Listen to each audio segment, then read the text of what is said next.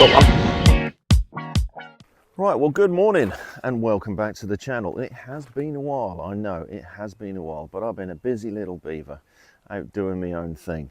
But we are here in the upper stretches of the Waveney today at a little tiny marina, and we're heading out on a guided trip today with a chap called Sam Cox, and we're going to be in search of a fish that you wouldn't normally think that you would find in fresh water, but we're out here today and we're looking for some bass. So without further ado, I'm just going to get all of my bits and bobs ready. We're going to go down to the boat, meet Sam, and head out for the day. It is another beautiful day here, but it's a little overcast, a little bit windy, so it should be okay.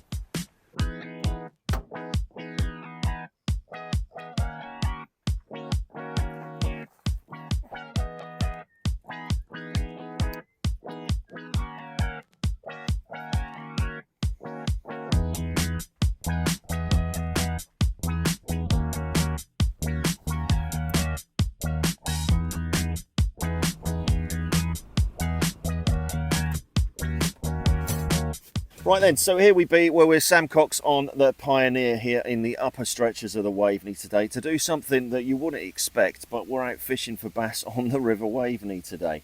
So I've come out with my rigged and ready rods, I've set up to fish for perch, but I've forgotten about the flow of the river and the tides and stuff, so I might have to bulk up a little bit.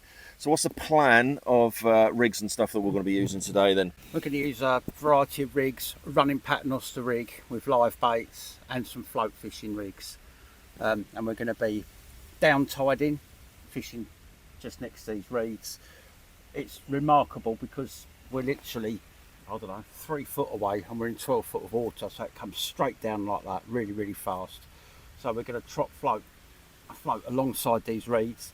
And then we're going to up tide, which is where you cast out and across the tide. You let your weight hit the bottom. We're using little breakaway weights. So you let your lead hit the bottom, you then pay line out, and the tide catches the bow in the line and pressurizes the rod tip and pulls that grip lead in. A fish picks up the bait and generally moves down tide, and it pulls that weight out of the bottom and depressurizes your rod and nods like that. That often happens, or with these bass being so aggressive, sometimes the rod just keels over and there's no anchor beauty about it at all, they just go. Absolutely brilliant. I'm so looking forward to this. It's something that I've never done before. There's no promises. And yeah, fishing's been hard. He can put me on the fish, but he can't make me catch them. That's the thing. So let's follow everything that Sam's telling us to do today. So I'm going to get these rods set up a little bit better for the conditions that we're fishing today. And obviously we've got a few other rods he's got here as well. And let's get stuck in and see what we can get. Okay, so what we've got here is a running paternoster. So basically, you slide a swivel up your main line and then a buffer bead to protect the knot. You then put another swivel on that goes to your hook length. Now for these bass, I like using Aberdeen hooks because they're lightweight and they don't wear the live baits out. I use 5/0s and 3/0s. And then on the swivel that's sliding up the line, I put a length of mono down to my weight. The weights I'm using are breakaway style weights. This is just for the up tiding. So these dig in the bottom and then they give like that. And you can re-tension them up by just squeezing the wires a little bit so they don't give quite as easily. So there's a lot of flotsam comes down the river, and as long as it's not on your hook, you can fish through it.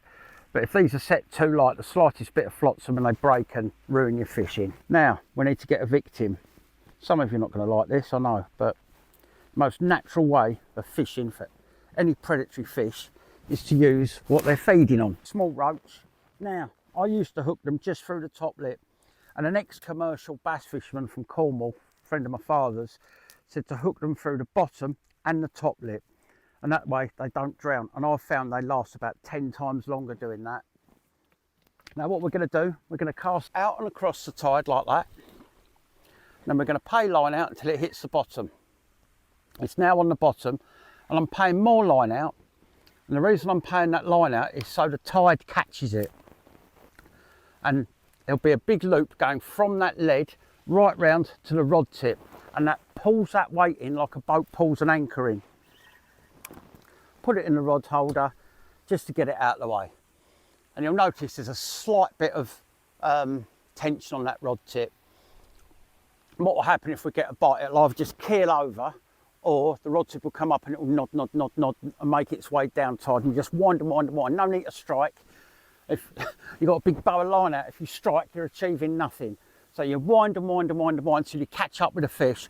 Invariably here, they swim straight towards you. So you've got to really wind. I don't mean tickling it. I mean wind, wind, wind like that. And then sometimes you catch up with them, then they go ballistic. Right, so we're fishing. So we've got 2 uptide rods out. Literally, as soon as that one will hit the water, we got a bite. But with all the faffing around, because none of us were ready fishing, we missed that one. And then just down the side there, we've got one of the float rods, or we've set up the Predator Max by Rigs and Ready that we're using just down there with a larger live bait float on there. So that's literally just sitting about 2 meters in front of the reeds there. And there is a good flow on this river. But how strange is this? On the river, fishing for bass. Right, that'll do us for this little spot. We're gonna have a move, so we'll get some of the rods in.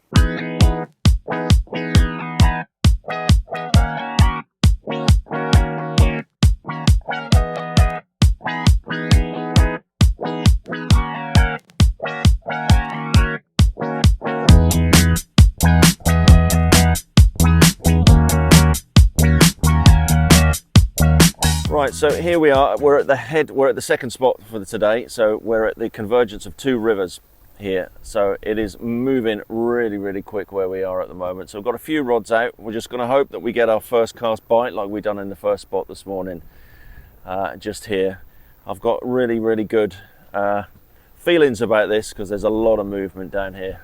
But it just feels so weird to be using this type of gear, those sights, hooks and uptiding in a river for the bass. So there's a lot of bass that swim up onto these rivers in this area, and it's not a species that a lot of people go for, but that's why you need someone like Sam here who knows the score when it comes down to fishing.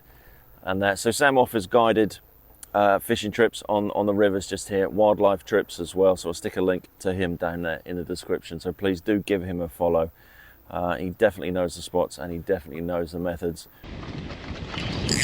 You've got one. Fine. Yeah, it's on. Here we be. Let's just loosen that drag off a bit. Come on, fish. Good fish.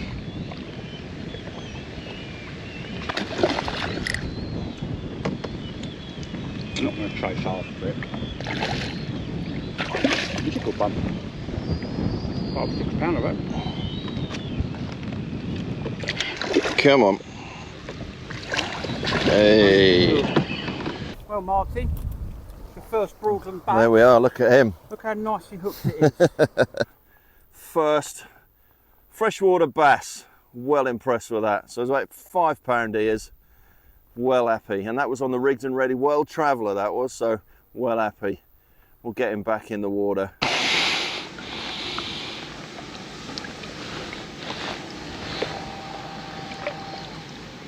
Absolutely fine.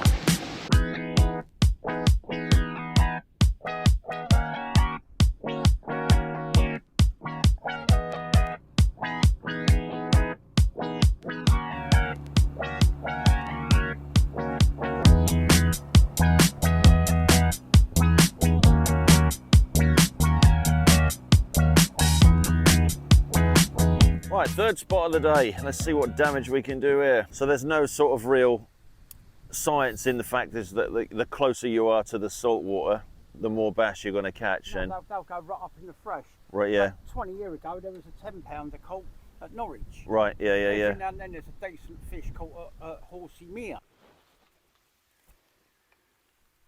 Right, so we're going to call it a day on this spot here. We're not at a knock. We're going to head back to where we were just before this here, where we had that £5 fish, and give it a go over there. Sort of mid-flow. Yeah. Just in front of us, yeah?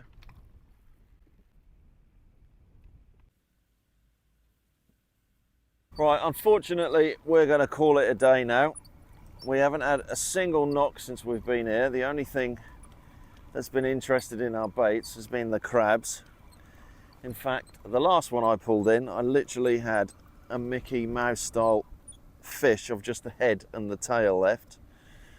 This one hasn't been touched very much at all, but that is it. So we're going to call it a day now. This has been an absolute brilliant day out. Even though I've only had one fish, it's still been an absolute fantastic day out. So a massive thanks to Sam for taking us out today, and please do give him a look. I shall stick links to his website and his socials in the description below. So thank you for watching this week's video. So bass fishing on a river, it's been absolutely fantastic. Haven't blanked, which is always a good thing for me. So thank you for watching. My name is Martin. I'm into my hiking, my fishing, my bushcraft, and just generally being outdoors. And if you like what you see on the channel, please don't forget to hit that subscribe button, and we'll catch you next time on the next one.